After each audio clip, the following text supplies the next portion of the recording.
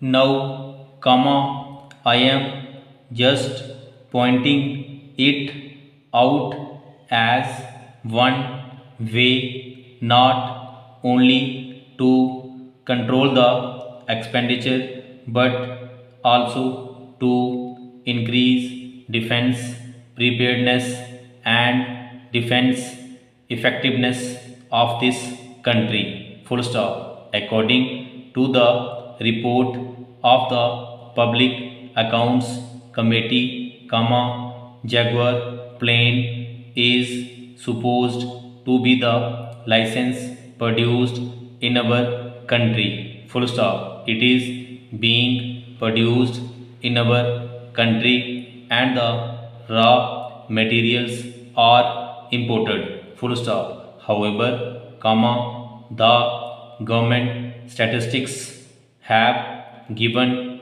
that about 42% of Jaguar planes are indigenous. Full stop. It was stated in the report that this 42% is the labor cost and no material is produced in India. Full stop. So, what is our position? Question mark. If we have to go to a war, or if Jaguars are to be used, we will have to get the spare parts which will no doubt run out of stock and we will not be able to manufacture any of them in our country. Full stop. So,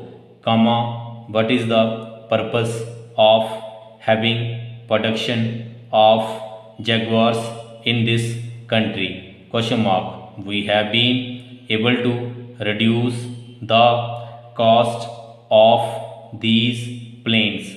Full stop. In fact, 50% of the Jaguar planes acquired by India are being manufactured in the Bangalore factory and 50% are being flown from abroad. Full stop. Those manufactured in India are costly about 50% more than what we get them abroad. Full stop. This position is rupees 1000 crores for the 50% indigenous and rupees 500 crores for those which we have produced. Full stop. So, the